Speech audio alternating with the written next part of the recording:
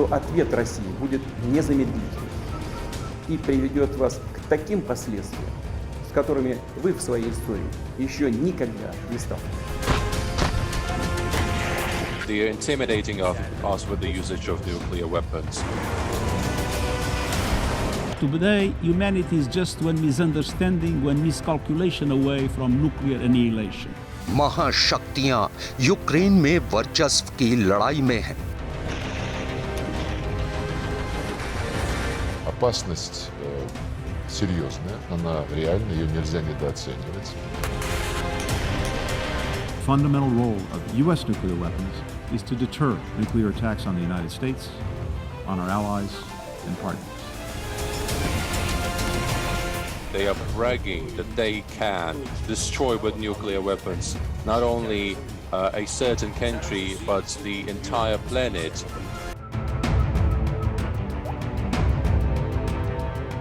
एक ऐसे वक्त में जब परमाणु हथियार रखने वाले देशों के बीच तनाव बढ़ रहा है, क्या रूस अपने घातक परमाणु हथियारों का इस्तेमाल करने की तरफ बढ़ सकता है?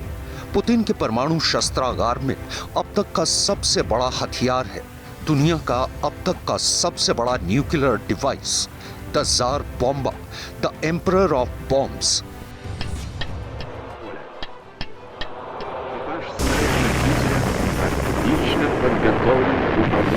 Взрыв сопровождался световой вспышкой необычной силы.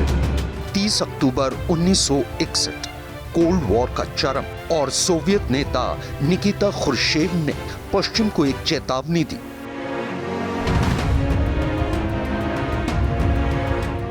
एक सोवियत Tu-95V बॉम्बर ने रूस के सुदूर उत्तर में कोला प्रायद्वीप स्थित ओलेन्या हवाई क्षेत्र से उड़ान भरी।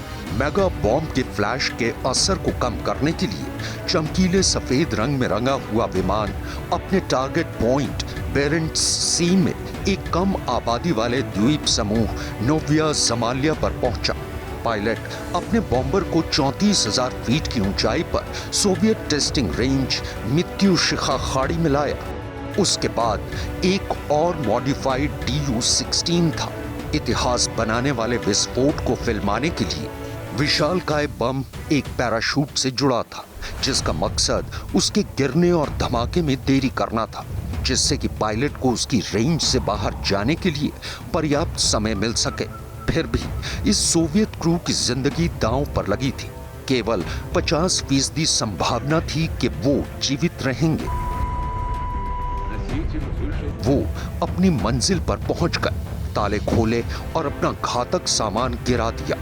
मॉस्को के समय के हिसाब से सुबह 11:32 पर बम धमाका हुआ। इसने एक आग का गोला बनाया 8 किलोमीटर चौड़ा। धमाके ने लगभग 57,000 किलोटन ऊर्जा पैदा की।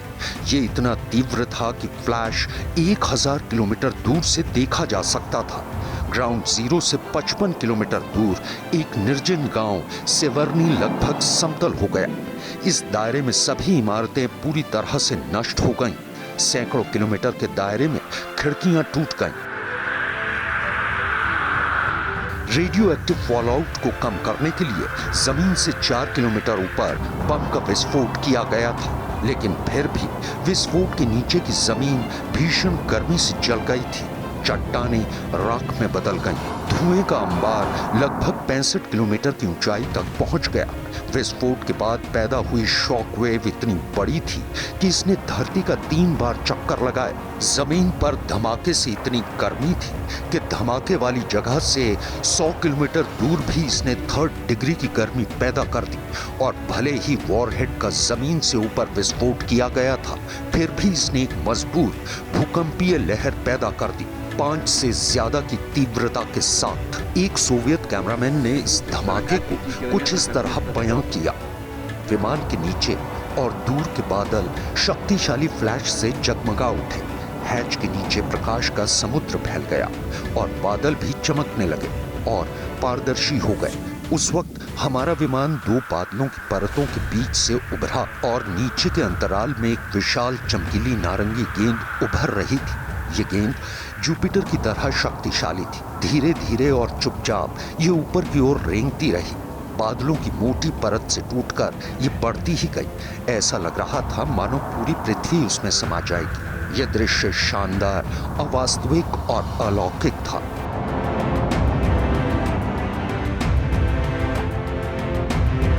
ये बम 8 मीटर लंबा था। इसका व्यास लगभग 2.6 मीटर था और इसका वजन 27 टन से ज्यादा था, लगभग 5 हाथियों के वजन के बराबर। ये इतना बड़ा था कि ये उस विशाल विमान की इंटरनल बे में भी फिट नहीं हो सकता था जो इसे टेस्ट साइट पर उड़ा कर ले गया था। ये हिरोशिमा पर गिराए गए अमेरिकी बम लिटिल बॉय से काफी ज्यादा शक्तिशाली था। पूरे दूसरे विश्व युद्ध में इस्तेमाल की गई कुल फायर पावर का 10 गुना। लिटिल बॉय 15 किलोटन टीएनटी का था। जार बॉम्बा 58 मेगाटन टीएनटी के बराबर था। ये भले ही विशाल था, लेकिन जार बॉम्बा अभी भी अपनी मूल योजना से केवल आधा शक्तिशाली था। पहला खाका 100 मेगाटन यील्ड वाले बम के लिए था, लेकिन सोवियत वैज्ञानिकों को डर था कि रेडिएशन सोवियत संघ के पूरे उत्तरी हिस्से को कवर कर सकता है। आखिरकार यूरेनियम की मूल 3 परतों को लेड की 3 परतों में बदल दिया गया ताकि इसके असर को आधा किया जा सके। ये फैसला उन 3 लोगों में से एक ने लिया था जिन्होंने जार बॉम्बा की यात्रा में महत्वपूर्ण भूमिका निभाई थी, आंद्रे सखारोव, सोवियत परमाणु वैज्ञानिक जिन्होंने अपनी टीम के साथ बम विकसित किया था। बाद में वो एक निरस्त्रीकरण योद्धा बन गए। आगे चलकर सखारोव को नोबेल शांति पुरस्कार से सम्मानित किया गया। 1961 में सखारोव निकिता खुर्शेव के आदेश का पालन कर रहे थे। वो व्यक्ति जो सोवियत संघ का नेतृत्व कर रहा था और चाहता था कि उसके देश के पास दुनिया का सबसे बड़ा बम हो। और तीसरा आदमी जिसने जार बॉम्बा को संभव बनाया, बम गिराने वाले पायलट आंद्रे डर्नोवत्सेव थे।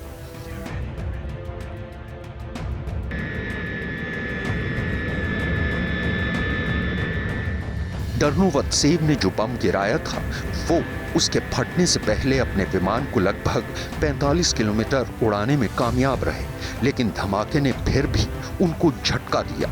किसी तरह वो नियंत्रण हासिल करने में कामयाब रहे और सभी बाधाओं के बावजूद विमान सुरक्षित उतर गया।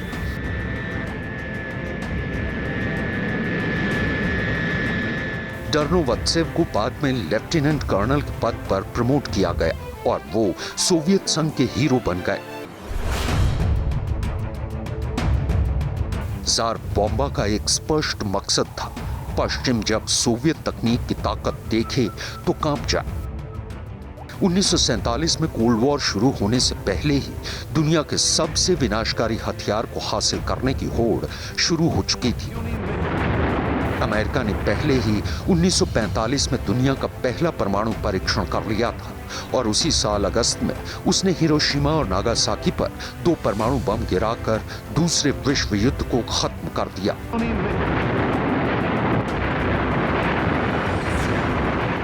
कहा जाता है कि अमेरिकी ताकत के प्रदर्शन ने जोसेफ स्टालिन को 5 साल के भीतर सोवियत परमाणु हथियारों के विकास का आदेश देने के लिए प्रेरित किया। अगस्त 1949 में सोवियत संघ ने अपना पहला न्यूक्लियर टेस्ट किया, जिसका कोड नेम RDS-1 था।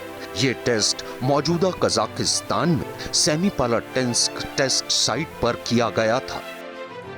इस बीच अमेरिका ने 1952 में माइक नामक दुनिया के पहले हाइड्रोजन बम और 1954 में कैसल ब्रावो नामक अपने सबसे बड़े परमाणु डिवाइस का टेस्ट किया।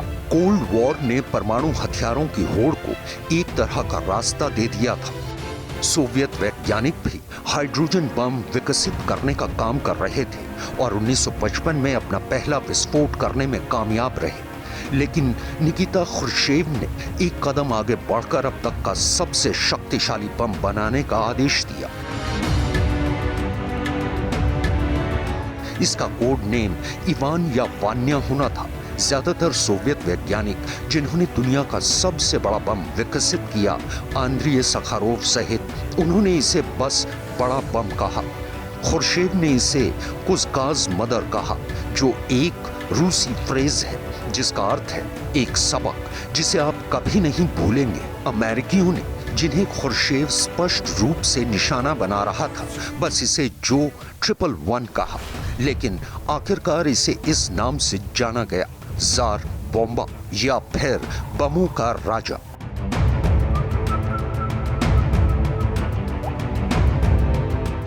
ज़ार बॉम्बा एक हाइड्रोजन हवाई बम था जिसे थर्मोन्यूक्लियर हथियार के रूप में भी जाना जाता है।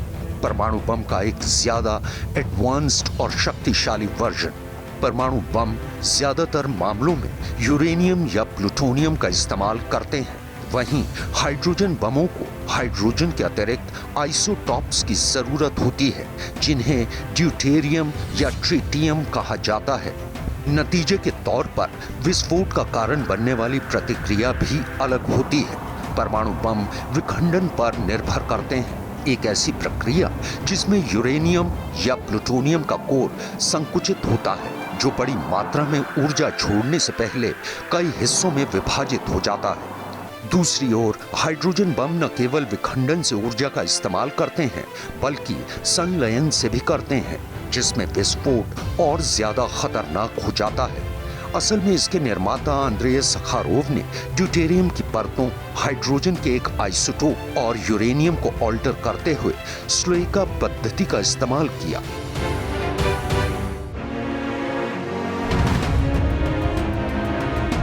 दुनिया के सबसे बड़े और सबसे खतरनाक हथियार का टेस्ट तो बस एक शुरुआत थी। ज़ार बॉम्बा के विस्फोट के कुछ महीने बाद खुर्शेव ने एक और मेगाटन बम के विस्फोट का आदेश दिया। असल में सोवियत वैज्ञानिकों ने अगले साल कुल 79 परमाणु बमों का टेस्ट किया।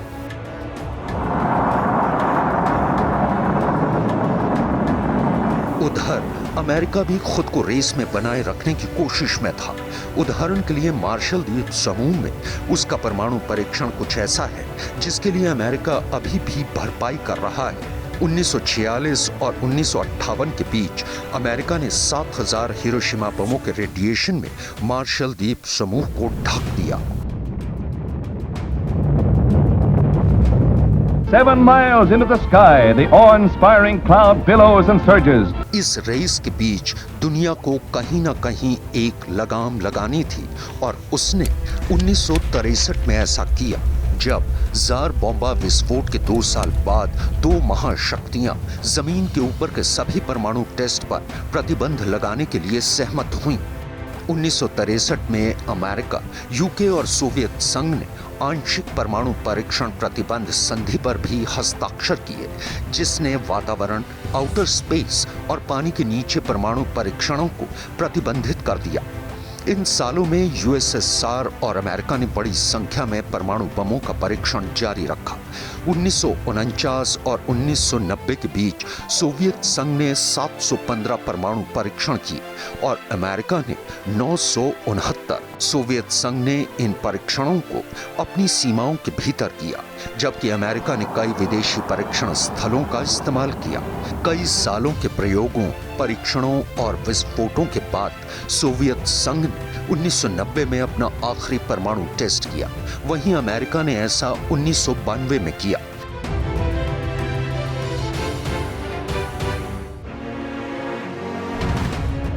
कोल्ड वॉर के बाद से दुनिया में परमाणु हथियारों की संख्या में काफी गिरावट आई है। वॉरहेड्स को 1986 में लगभग 70,300 से घटाकर 2022 की शुरुआत में अनुमानित 12,700 कर दिया गया है। हालांकि अभी भी दुनिया में परमाणु हथियारों की संयुक्त लिस्ट बहुत बड़ी है।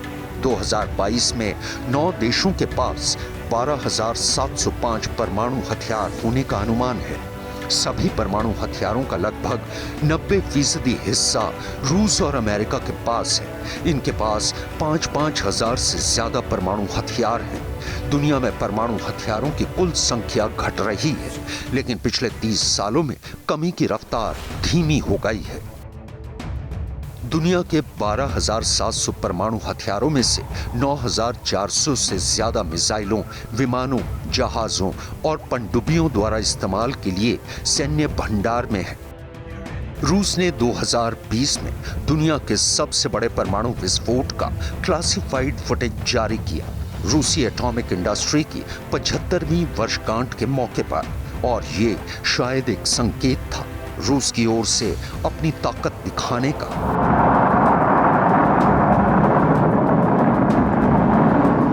इसका विशाल आकार इसके इस्तेमाल को मुश्किल बनाता है। कोई भी विमान जिसे जार बॉम्बा ले जाना होगा वो शायद अपने टारगेट तक पहुंचने के लिए पर्याप्त ईंधन नहीं ले जा सकेगा। हालांकि रूस द्वारा शक्तिशाली अंतर महाद्वीपीय बैलिस्टिक मिसाइलों पर समान वॉरहेड रखने की संभावना मौजूद है।